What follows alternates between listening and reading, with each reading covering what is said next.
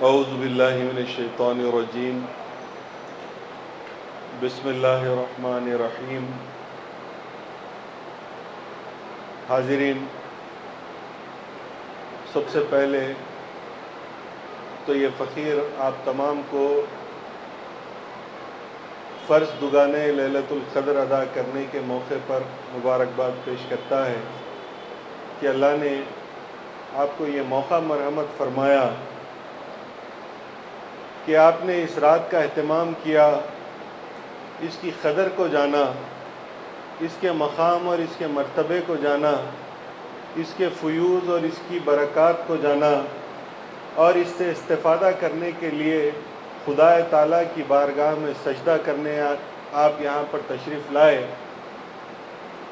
اس رات کی اہمیت ایک ایسی اہمیت ہے جس کو سمجھانے کے لیے کوئی بہت بڑے فلسفے کی ضرورت نہیں ہے۔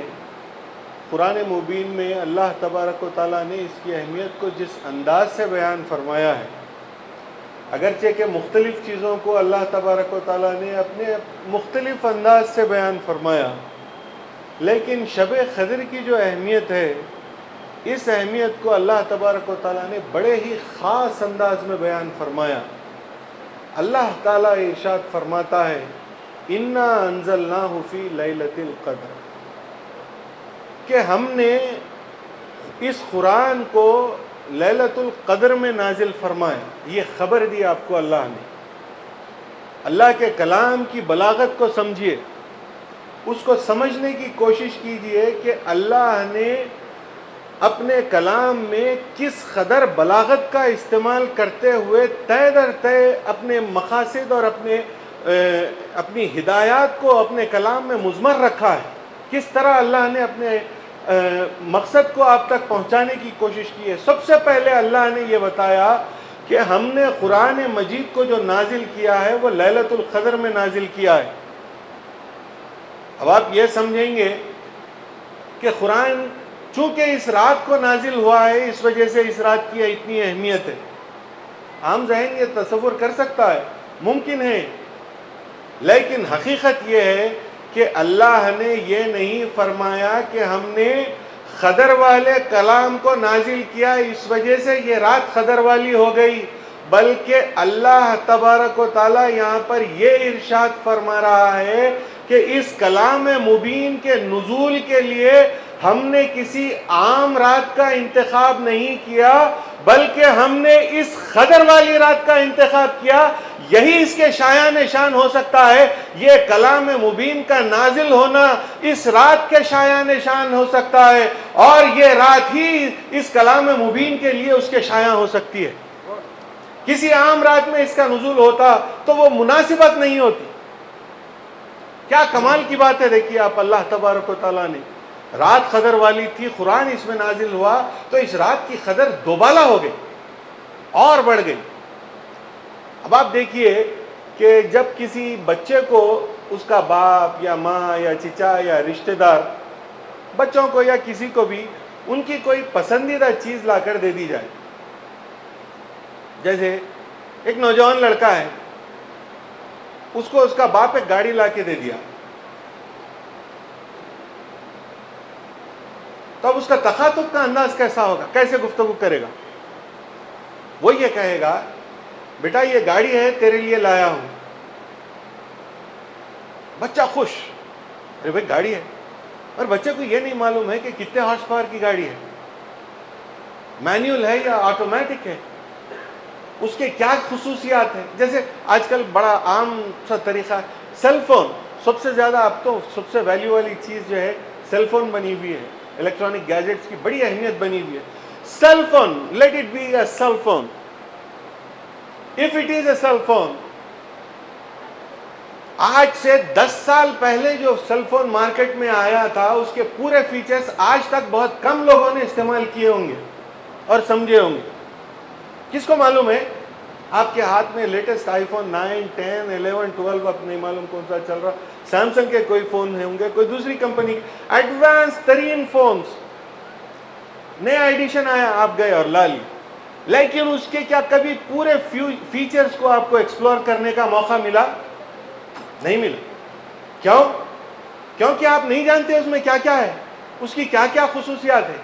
اب اگر باپ اپنی بچے کو کوئی چیز دیتا ہے تو اس کو اس کی اہمیت بتا کر دیتا ہے، اور یہ کہتا ہے کہ یہ اتنے روپیوں میں آئی ہے، اتنی قیمتی ہے، اس کا جتن کرو، حفاظت کرو اور استعمال کرو۔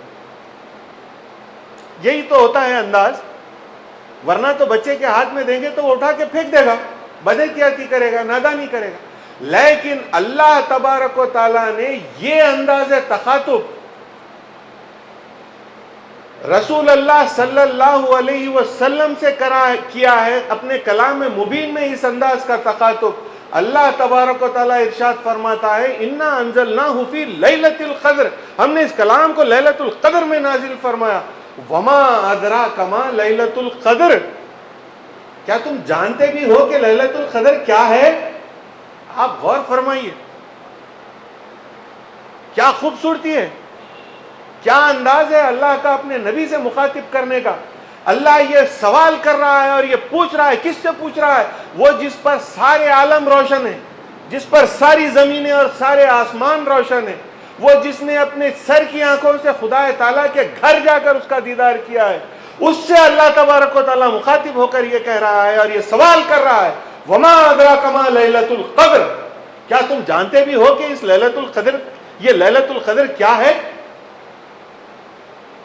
پھر اپنے مربیانہ انداز میں خود ہی اللہ تبارک و تعالیٰ ارشاد فرماتا ہے لیلۃ القدر خیر من الف شہر، یہ تو وہ رات ہے جو رات 1000 مہینوں سے زیادہ افضل ہے۔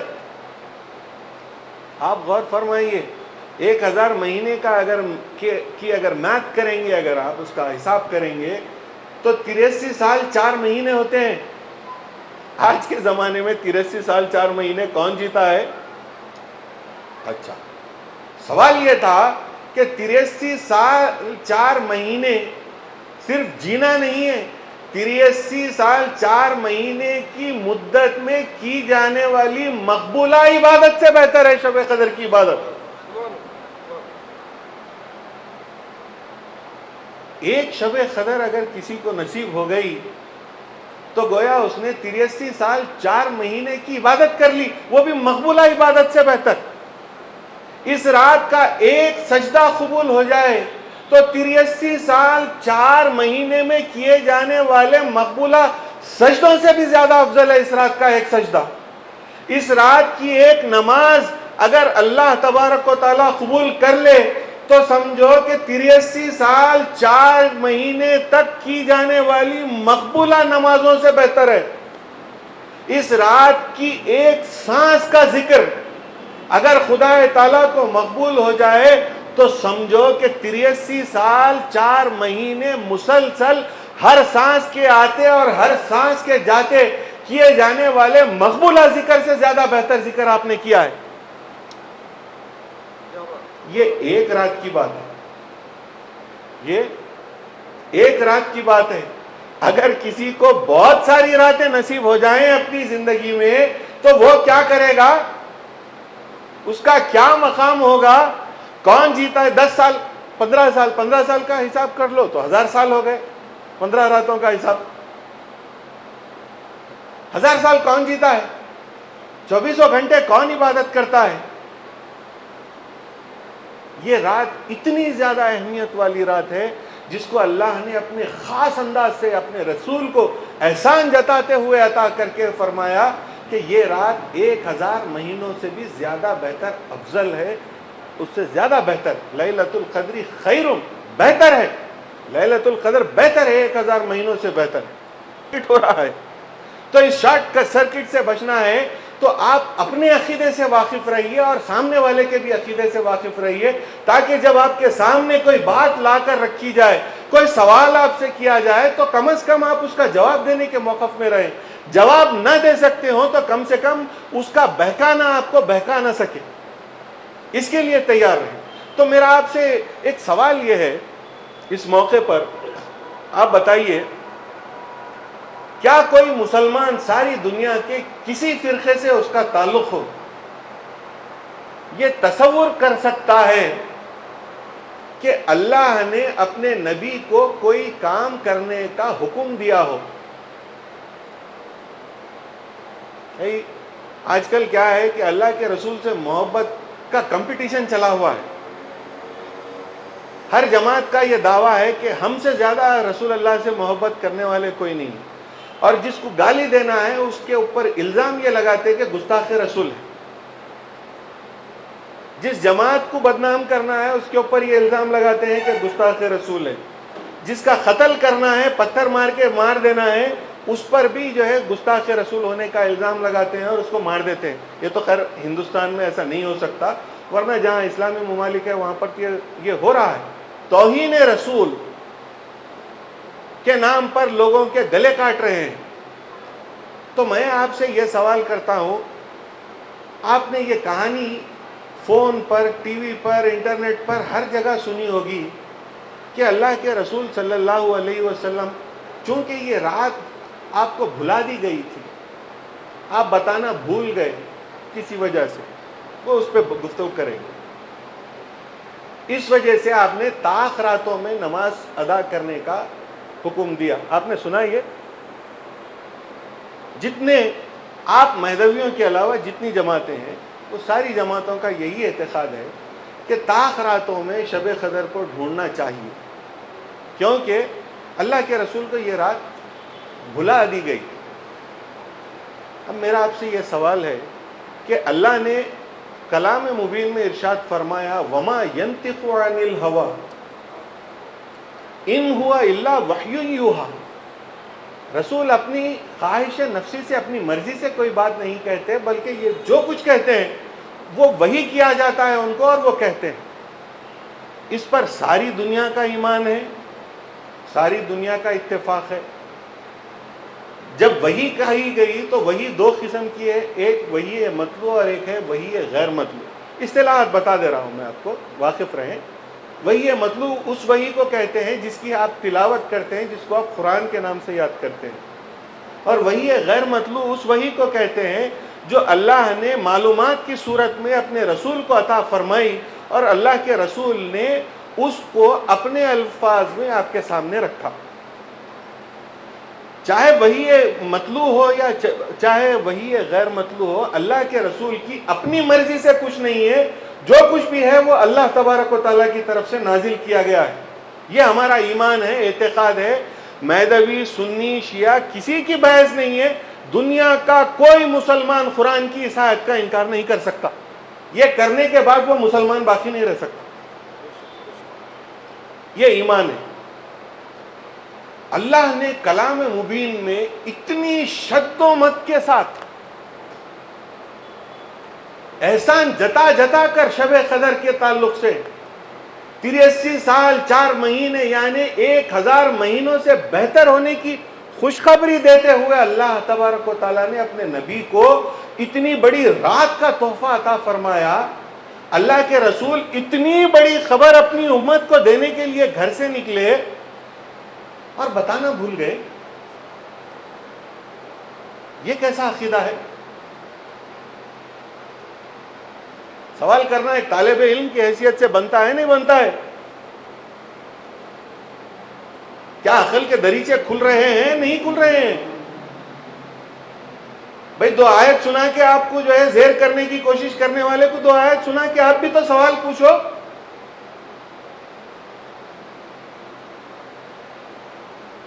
وہ نبی جس پر جب قرآن نازل ہوا، دیکھیے آپ کتنی خوبصورت بات ہے. بات کی خوبصورتی کو سمجھنے کی کوشش کیجئے کہ جب کلام مبین نازل ہونا شروع ہوا، شب قدر کو نازل ہو رہا ہے، اللہ کے رسول کو جبرائیل قرآن سنا رہے ہیں، اللہ کے رسول جلدی جلدی زبان حرکت میں دے رہے ہیں، کوشش کر رہے ہیں کہ جلدی سے جلدی دہرا کے اس کو یاد کر لینے کی کوشش کریں. لیکن اللہ خود کلام مبین میں پھر ارشاد فرما رہا ہے لا تحرک به لسانک لتعجل به. تم جلدی جلدی اپنی زبان اس کو پڑھنے کے لیے مت ہلاؤ. نبی کو کہہ رہا ہے اللہ میاں اپنی زبان تیزی سے مت چلاؤ، جلدی جلدی مت ہلاؤ. لا تحرک به لسانک لتعجل به انا علینا جمعہ و قرآنہ، یہ ہماری ذمہ داری ہے کہ اس کو تمہارے دل میں جمع کریں اور تمہاری زبان سے پڑھائیں. یہ اللہ کا وعدہ ہے، یہ اللہ کا عہد ہے کہ اتنی ضخیم قرآن کے ہر حرف کے زیر اور زبر کے ساتھ اپنے نبی کے دل میں جمع کریں اور ان کی زبان سے پڑھوائیں. یہ اللہ کی شان ہے، یہ معجزات نبی میں سے ایک ہے. اتنا پورا قرآن بغیر بھولے اللہ کے رسول آئے اور سب کو سناتے گئے، تاریخ بھول گئے.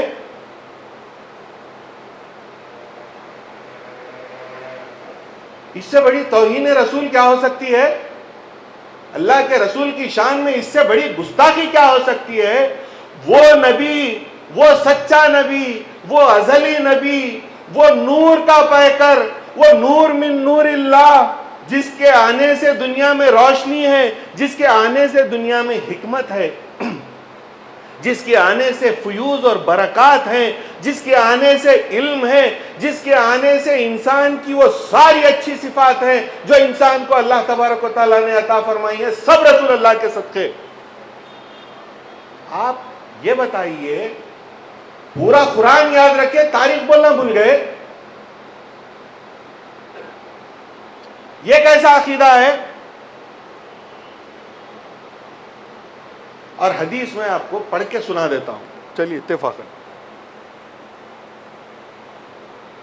چھوٹی سی حدیث ہے، 2 منٹ میں ہو جاتی ہے بات. میں آپ کو حدیث پڑھ کر سناتا ہوں.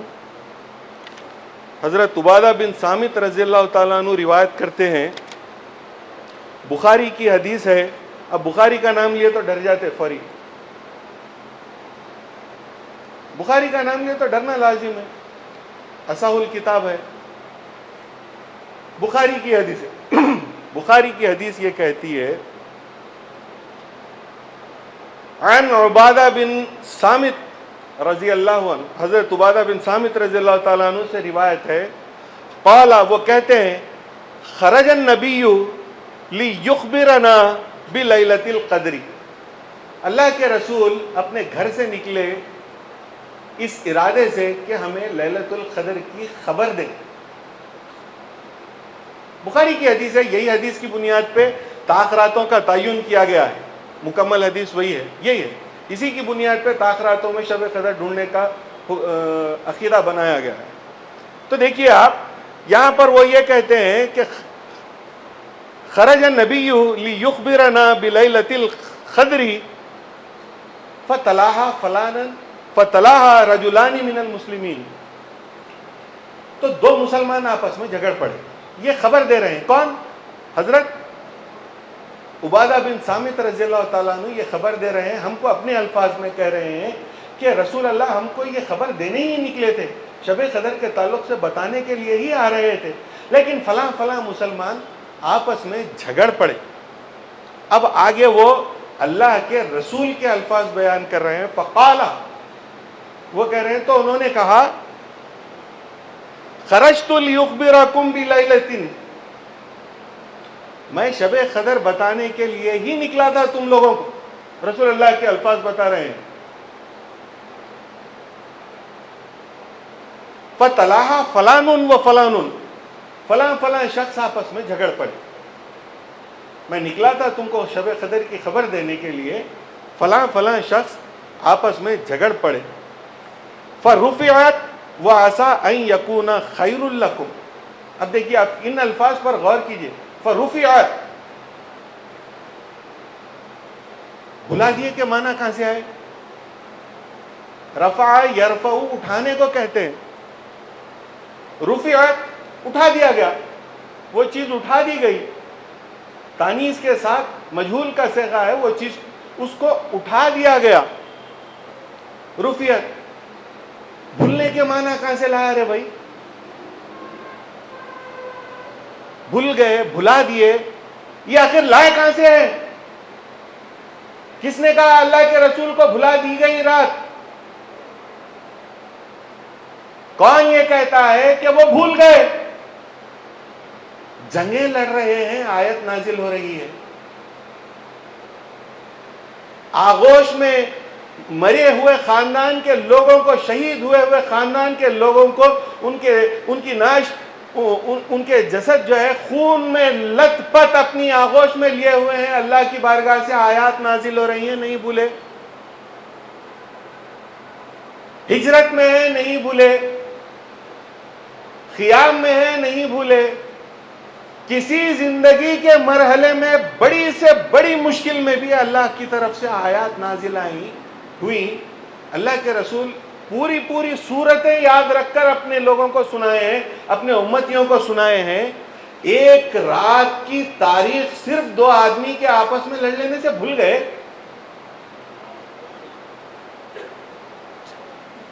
اب جا کے سوال کرتے نہیں کرتے. تم کو اتنے برسہ تم کو جو لوگ پریشان کرے، پلٹ کے 2 آیت سنا کے ان سے بھی تو سوال کرو کہ تمہارا کیا عقیدہ ہے. کہاں سے لایا رے بھول گئے بول کے؟ کون بولا بھلا دیے بول کے؟ پوچھو. حدیث کے الفاظ یہ کہتے ہیں فَرُفِعَتْ، تو پس اٹھا دی گئی.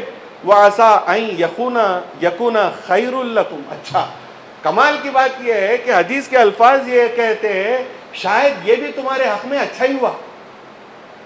شب قدر جیسی نعمت اٹھا دی گئی اور تمہارے حق میں اچھا ہوا کہہ رہے ہیں رسول اللہ. ارے باپ رے باپ. شب قدر جیسی نعمت اٹھا دی گئی اور شاید یہ بھی تمہارے حق میں اچھا ہی ہوا کہہ رہے ہیں یا اللہ کے رسول صلی اللہ علیہ وسلم. یہ کیا بات ہے؟ اس پر پھر کبھی انشاءاللہ العزیز تمہارے حق میں شاید یہ بھی اچھا ہے کیوں کہا ہے، اس پر پھر کبھی گفتگو کریں گے. آج میں آپ کو یہاں پر صرف اتنا بتانا چاہتا ہوں کہ اللہ کے رسول صلی اللہ علیہ وسلم کے متعلق یہ جو عقیدہ باندھا گیا ہے کہ آپ بھول گئے ہیں یا آپ کو یہ رات بھلا دی گئی ہے، یہ دونوں باتیں غلط ہیں. یہ باتیں دونوں غلط ہیں. اللہ تبارک و تعالیٰ کا منشا یہ تھا کہ وہ چیز جو آپ کو بہت زیادہ بلندی پر لے جاتی ہے، اگر وہاں پر آپ تیاری سے نہ جائیں اور وہاں سے گر جائیں تو اتنی ہی اونچائی سے گرنے سے نقصان بھی اتنا ہی بڑا ہوگا.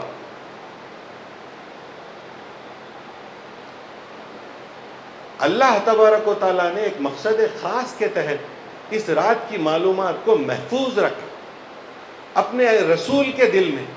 ورنہ تو 27ویں شب کے شب قدر ہونے پر سینکڑوں حدیثیں موجود ہیں. حضرت علی کرم اللہ وجہہ سے بھی حدیث موجود ہے. تو اللہ کے رسول نے اپنے خاص چہیتے یا ایسے جن پر اعتبار کیا جا سکتا ہے یا ایسے جن کو اس کے لیے تیار سمجھا رسول اکرم صلی اللہ علیہ وسلم نے، ان کو بتایا، انہوں نے اس کا اہتمام بھی کیا. 27ویں شب اسی وجہ سے اکثریت آج بھی اہل سنت کی 27ویں شب ہی کو شب قدر مانتی ہے. انکار کرتے ہیں لیکن اہتمام ضرور کرتے ہیں. انکار کرتے ہیں لیکن اہتمام ضرور کرتے ہیں. تو اس کا مطلب یہ ہوا، قرائن اس بات کی گواہی دیتے ہیں کہ اس دور میں حرف عام میں یہ بات مشہور تھی کہ 27ویں شب ہی شب قدر ہے. اب ہم مہدوی یہ جو اہتمام کرتے ہیں وہ اس وجہ سے کرتے ہیں کہ رسول اکرم صلی اللہ علیہ وسلم کے تاریخ نہ بتانے سے لوگ چونکہ اس میں مشکوک رہے، اس تعلق سے احتمال ان کے دلوں میں رہا، پریشان رہے کہ کون سی رات شب قدر ہے. طاق راتوں میں ڈھونڈتے رہے، آج بھی ڈھونڈ رہے ہیں اور شاید قیامت تک بھی ڈھونڈتے رہیں گے. لیکن ہم کو مہدی موعود علیہ السلام کے جوتوں کے طفیل اللہ تبارک و تعالیٰ نے مہدی کی جماعت کو ویسے تیار کیا جیسے کہ اللہ نے اپنے مقبول بندوں کو تیار کرنا چاہا تھا. رسول اکرم صلی اللہ علیہ وسلم کی عین سنت کے مطابق، میٹھا کھانے کی سنت نہیں، فاقہ کرنے کی سنت اختیار کرنے والوں کو اللہ دینا چاہتا تھا. محلے بنا کر اس کو بھی دین میں جواز فراہم کرنے والوں کے لیے نہیں بلکہ اپنے گھروں کو چھوڑ کر اللہ کی یاد میں نکل جانے والوں کو اللہ تبارک و تعالیٰ کو اس رات کو عطا فرمانا تھا. اس وجہ سے اللہ نے اس رات کی اہمیت کو جانتے ہوئے اس رات کی اہمیت کی وجہ سے عام لوگوں کو نہیں بتایا بلکہ ان خاص لوگوں کے لیے محفوظ رکھا اس رات کو جو رسول اکرم صلی اللہ علیہ وسلم کی ذاتی سنت کو اپنے دور میں پھر سے زندہ کرنے والے تھے. مہدی موعود نے رسول اکرم کی ذاتی سنت کو اپنی ذاتی زندگی جو رسول اکرم کی تھی اس کو اپنے دور میں دوبارہ زندہ کر کے بتایا. اسی وجہ سے مورخین میں اہل سنت کے مورخ نامور مورخ مولانا ابوالکلام آزاد نے مہدویوں کی تعریف کرتے ہوئے یہ کہا کہ یہ لوگ عالم بالا سے زمین کی طہارت کے لیے اتارے گئے ہیں. یہ شرف ہے ہمارے بزرگوں کا. آج مسئلہ یہ ہے کہ انفیریارٹی کمپلیکس کا شکار ہمارے لوگ ہیں. اس وجہ سے انفیریارٹی کمپلیکس کا شکار ہیں کہ اپنے دین کی انفارمیشن ان کو نہیں، اپنے دین کے بارے میں نہیں جانتے، نہ سامنے والے کے دین کے بارے میں جانتے. دو پاگل ایک دوسرے کو اچھی بات سمجھانے کی کوشش کر رہے ہیں لیکن واقعہ یہ ہے کہ دونوں ہی پاگل ہیں. نہ اس کو اپنا دین معلوم ہے نہ اس کو اپنا دین معلوم ہے. وہ جو آ کے آپ کو بھٹکانے کی کوشش کر رہا ہے اس کو بھی اپنے دین سے واقفیت نہیں ہے، اور جو آپ بھٹک رہے ہیں آپ بھی اپنے دین سے واقف نہیں ہیں. اس وجہ سے کیونکہ دین آپ کے لیے آج کیجول سبجیکٹ بنا ہوا ہے. آپ اپنی دنیا داری میں سے تھوڑا سا وقت نکالیں گے تو just for a religious touch in your life you will turn around towards your religion. جیسا دکانہ ہے، آ گئے بیٹھ گئے نماز پڑھیے چلے گئے، پھر اس کے بعد کس کی صورت دکھنے والی ہے؟ بہت کم ایسے لوگ ہیں جن کے چہرے پلٹ کر نظر آتے ہیں. اکثر تو ایسے ہی ہیں جو آج نظر آئے تو پھر دکانے کو ہی نظر آئیں گے بہت سارے. اور ہمارے جیسے لوگوں نے بھی یہ غلطی کی ہے، لوگوں کے ذہن میں یہ تصور دے دیا ہے کہ مرشد کے پاس گئے تو کچھ دینا ضروری ہے. یہ بھی ایک پریشانی رہتی جانے کے پیچھے، ارے گئے تو دینا پڑتا. واقعہ یہ ہے کہ آپ سے ہم کو کچھ نہیں چاہیے یا آپ سے ہم کو کچھ نہیں ملنا چاہیے، اس کی ہم کو ضرورت نہیں ہے. واقعہ یہ ہے کہ ایک مرشد اور مرید کے بیچ میں جو تعلق ہے اس تعلق کی بنیادی کڑی، اس تعلق کی بنیادی وجہ آپ مجھ کو مرشد ماننا، میرے پاس آنا یا مجھ سے وابستہ رہنا یا جو کچھ بھی میری خدمت آپ کرتے ہیں، اس سب کے پیچھے اصل جو بنیادی مقصد ہے وہ یہ ہے کہ آپ سے کچھ دین زیادہ میں جانتا ہوں جس کے تعلق سے میں آپ کو بیان کروں. قرآن میں جیسا کہ اللہ نے حکم کیا ہے کہ اہدنا الصراط المستقیم کی دعا اللہ نے سکھائی کہ اے اللہ ہم کو صراط مستقیم پر چلا، صراط الذین انعمت علیہم، ہم سے پہلے چل کر جس راستے پر چل کر ہم سے پہلے جن لوگوں نے تجھ سے انعام حاصل کیا ہے ہم کو ان کے راستے پر چلا. یہ جو اللہ کے تبارک و تعالیٰ نے حکم دیا ہے اس کی بنیاد پر آپ میرے پاس آتے ہیں اور دینی رہنمائی کی غرض سے آپ میرے پاس آتے ہیں اور آپ کی رہنمائی کرنا میرا کام، اس تعلق کا مقصد یہ. لیکن واقعہ یہ ہے کہ اس کیجول اپروچ ٹورڈز ریلیجن کی وجہ سے آج ہماری قوم کے حالات بہت بدلے ہوئے ہیں، بہت زیادہ بدلے ہوئے ہیں. تو میرا آپ سے استدعا یہ ہے، میری آپ سے گزارش یہ ہے کہ جس جذبے سے اس رات کو آئے ہیں وہ اس قدر والی رات کو پکڑ کر قرآن کو چھوڑ کر زندگی نہیں گزاری جا سکتی.